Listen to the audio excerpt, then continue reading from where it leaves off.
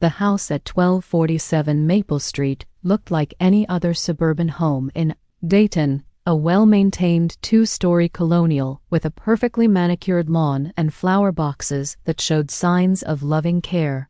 Sarah, Michael, and Jennifer stood on the sidewalk, confused about why their father would have a key to this stranger's house.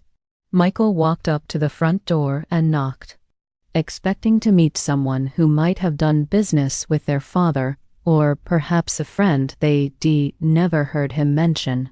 When the door opened, they were greeted by a woman in her early 70s with kind eyes and graying hair pulled back in a style remarkably similar to their mother. "Cess, can I help you?"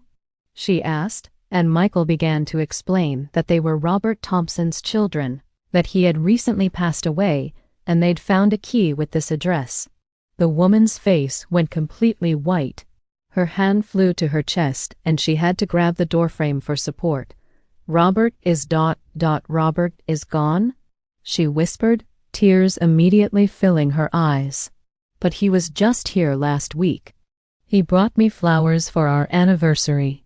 The siblings exchanged confused glances. Anniversary? Their parents' anniversary had been in April, 3 months earlier. Michael cleared his throat carefully. "I'm sorry, but I think there might be some mistake. Robert Thompson was our father. Our mother is Helen Thompson." The woman looked at them with a mixture of disbelief and dawning horror. "I'm Margaret Thompson," she said quietly. "Robert was my husband." The world seemed to stop.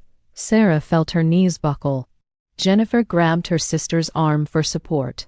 Michael stared at this woman who shared their last name, who spoke about their father with the intimacy of a wife, who was crying genuine tears of loss. "That's impossible," Sarah managed to say. "Our father was married to our mother for 52 years. He never ... he couldn't have..." But even as she spoke, Margaret was stepping aside, and through the doorway, they could see into a living room that made their blood run cold. The walls were covered with photographs, pictures of their father, looking exactly as they remembered him, but with different people. Pictures of him at birthday parties they'd never attended, at Christmas mornings in a house they'd never seen, with children who weren't them. Margaret invited them in with shaking hands, and that's when they met David and Lisa, Robert's other children. David, 43, just 1 year older than Michael. Lisa, 39, almost exactly Jennifer's age. These weren't distant relatives or friends of the family. These were Robert's children from his second life, children who had grown up calling him Dad, children who had received the same bedtime stories, the same life advice, the same unconditional love that Sarah, Michael, and Jennifer had always believed was exclusively theirs. The confrontation was surreal. Two families, sitting in a living room that felt both foreign and familiar, staring at each other across an impossible divide. David looked remarkably like Michael, the same strong jaw, the same way of furrowing his brow when confused. Lisa had Sarah's laugh and Jennifer's compassionate eyes. Margaret explained through tears that she had been married to Robert for 28 years. She had met him in 1995 when he was handling the books for a small business she managed.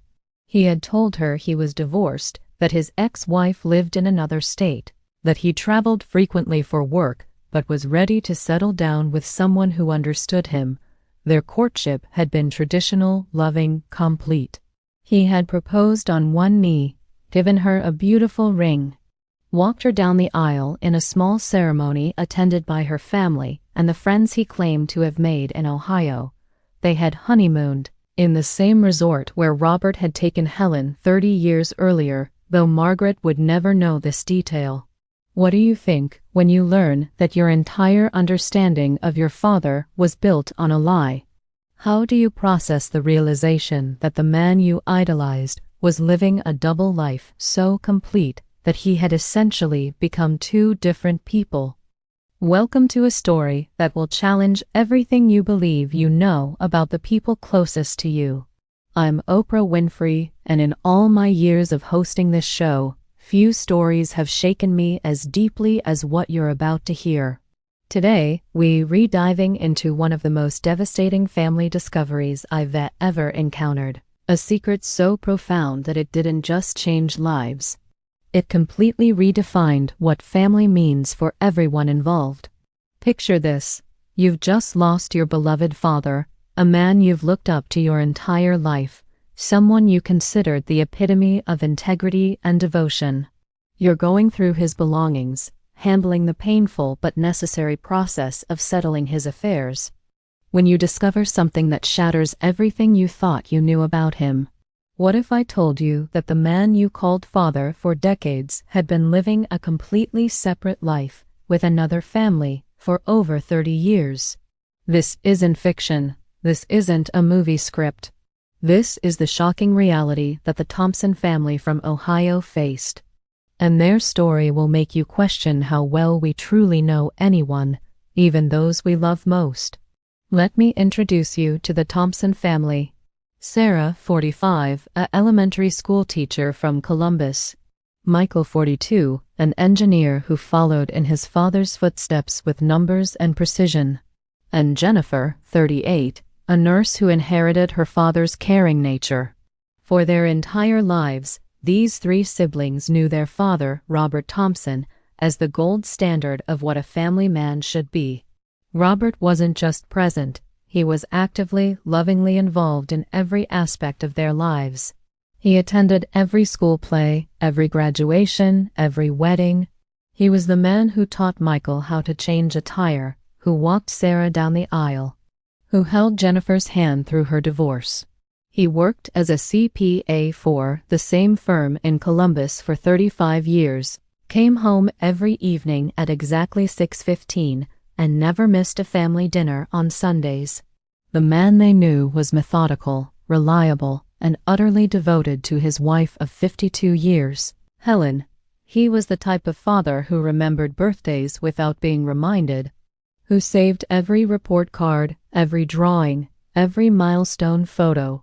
His home office was a shrine to his family, walls covered with pictures spanning decades, documenting what appeared to be a life lived in complete transparency and love.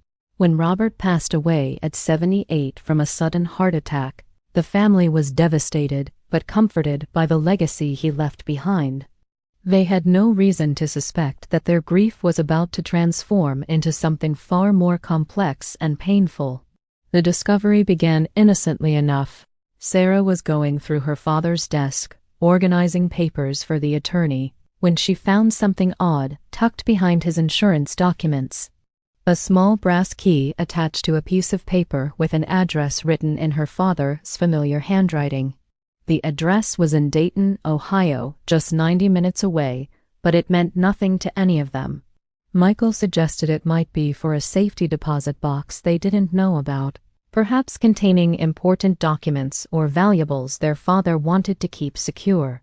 The three siblings decided to drive to Dayton together, thinking they might find answers about their father's final wishes, or maybe discover some family heirlooms he'd been saving as a surprise. Nothing could have prepared them for what they found at 1247 Maple Street. Thank you so much for staying with us through this incredible journey. I know this story is challenging to hear, but I promise you, the most revealing parts are still ahead of us. The logistics of Robert's double life were staggering in their complexity and heartbreaking in their precision. For 28 years, he had maintained two completely separate existences. Two families who both believed they were his entire world. Two wives who both trusted him completely. His work as a CPA provided the perfect cover. He told Helen that his business was expanding and required frequent travel to service clients in different cities. He told Margaret that his work often kept him away, sometimes for weeks at a time, traveling between Columbus and Cincinnati. Both women accepted these explanations because Robert had always been a dedicated provider, and neither had any reason to doubt the man they loved. But the deception went far beyond simple scheduling. Robert had created parallel rituals, parallel traditions, parallel expressions of love that were identical in their sincerity and devastating in their duplication. He celebrated Christmas morning with Helen and the children, then drove 90 minutes to Dayton to celebrate Christmas afternoon with Margaret and their children, telling each family that he had to visit elderly relatives. He attended Sarah's college graduation in the morning and David's graduation ceremony in the evening, telling each family he had work obligations that would make him late. He walked Sarah down the aisle in June and told Margaret he was attending a business conference that same weekend. The financial complexity was equally staggering. Robert had maintained separate bank accounts for each household, separate credit cards, separate insurance policies. He had filed taxes as married, filing jointly with both women, using different Social Security strategies to avoid detection. Margaret's home was purchased under a business name he had created, and he had somehow managed to qualify for 2 separate mortgages without either institution discovering the other. Most heartbreaking of all were the emotional duplications. Both families described the same Robert, the same jokes, the same stories about his childhood, the same way of making coffee in the morning, the same habit of humming while he worked in the garden. He had given both wives nearly identical jewelry for their 10th anniversaries. He had taught all 4 children how to ride bicycles using the exact same techniques and encouragement. David and Michael had both received the same advice about choosing careers. Sarah and Lisa had both been told the same bedtime stories.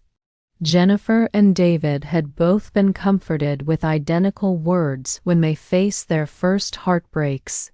Robert hadn't just been deceiving his families, he had been living the same life twice, giving the same love, sharing the same self, creating the same memories with different people.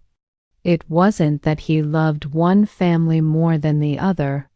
In his twisted logic, he had somehow convinced himself that he could be completely present and authentic with both. The siblings learned that their father had kept meticulous calendars, color-coded systems that ensured he never mixed up important dates, never accidentally called Margaret by Helen's name, never brought the wrong gift to the wrong house. His car had 2 sets of everything, 2 garage door openers, 2 sets of house keys, 2 cell phone chargers, even 2 different air fresheners to ensure that neither home would carry the scent of the other. The moment when both families sat together in my studio was unlike anything I had experienced in decades of television. The pain in that room was palpable, but so was something else, a strange recognition, an uncomfortable familiarity between people who had shared the same father without ever knowing the others existed.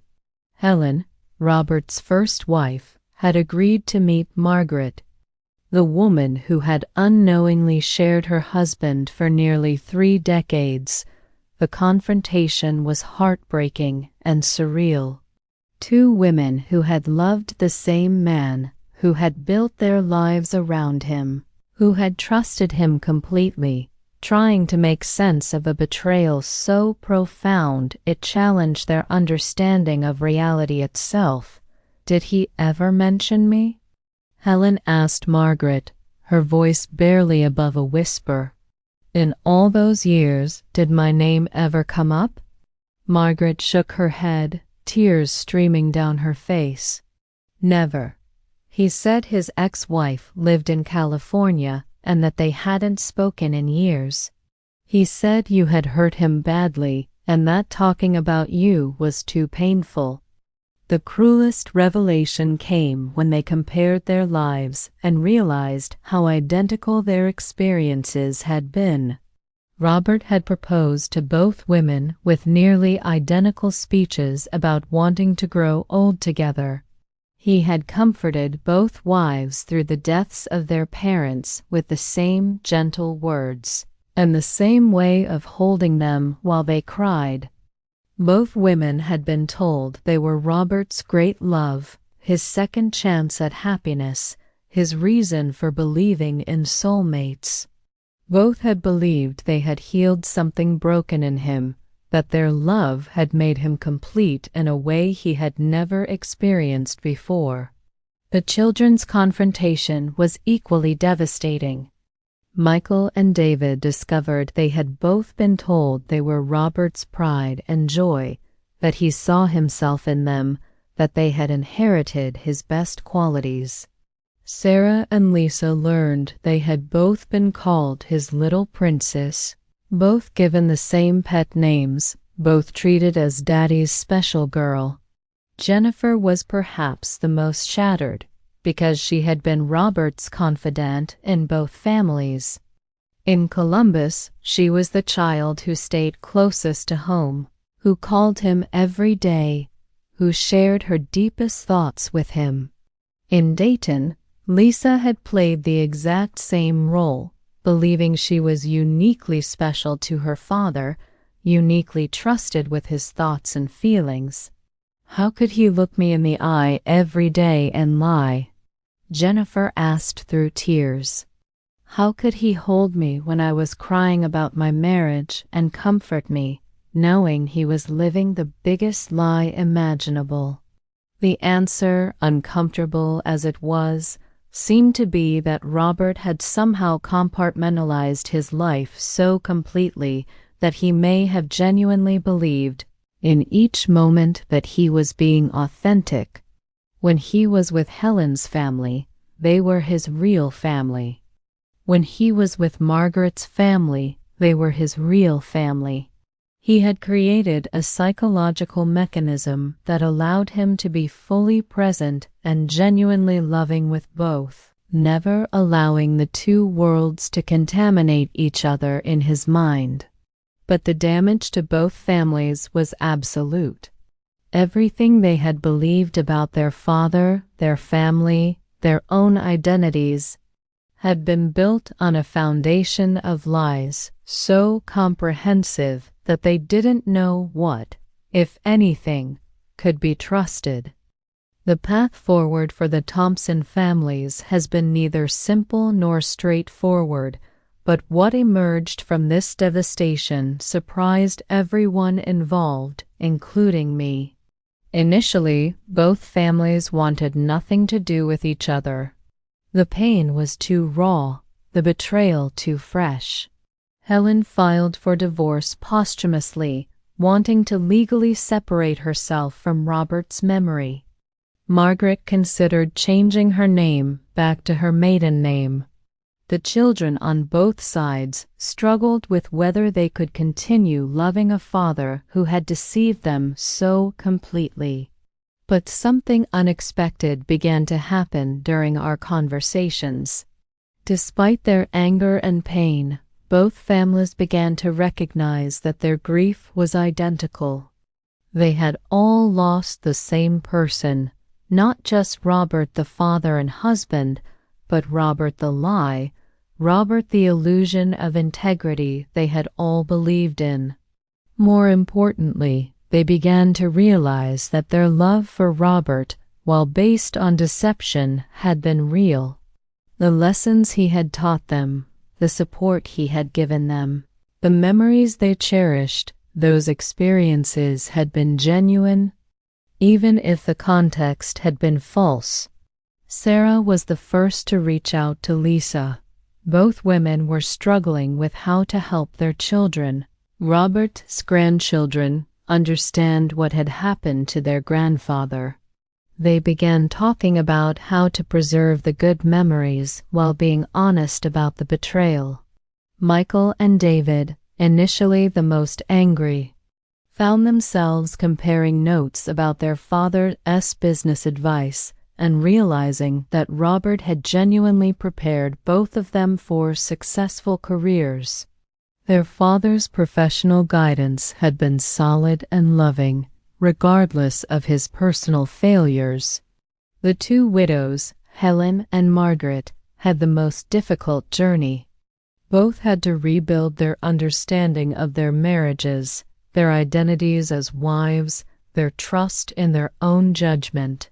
But slowly, carefully, they began to support each other through their shared grief and confusion.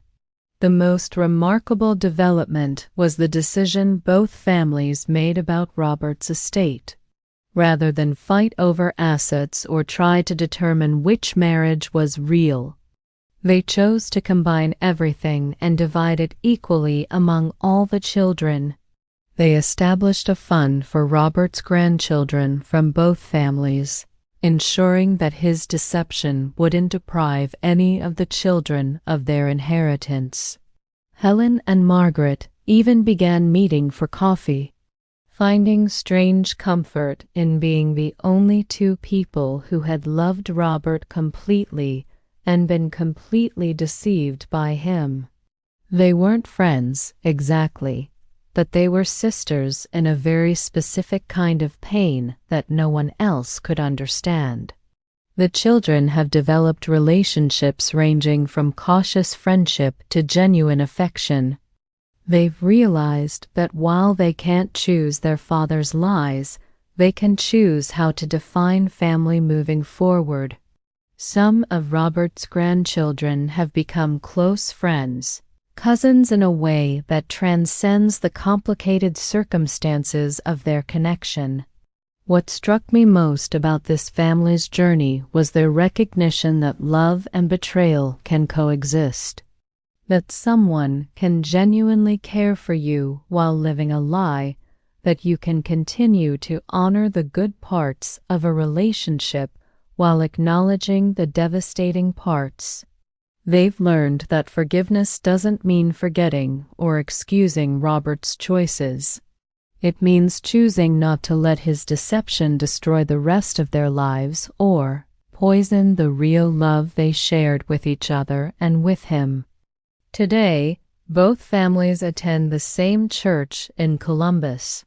They celebrate some holidays together, not as one big happy family, but as people who share a complicated history and have chosen connection over isolation, healing over hatred. This story forces us to confront uncomfortable questions about the people we love and trust most. How well do we really know anyone? Is it possible to love someone completely and still live a lie? Can relationships built on deception contain genuine emotion and care? The Thompson families learned that these questions don't have simple answers, but they don't have to be answered to move forward with love and integrity. I want to hear from you. How would you handle discovering that your entire understanding of someone you loved was based on a lie? Could you find a way to forgive? Could you separate the love from the deception? Share your thoughts in the comments below. Your perspective might help someone else who is facing their own family crisis. If this story moved you, please subscribe to our channel for more real-life stories that challenge how we think about love, family, and truth. And don't miss our next video, where we'll explore another family secret that's equally shocking, a story about inheritance, identity, and the things people will do to protect the ones they love. Remember, every family has secrets. The question is, what do we do when those secrets come to light?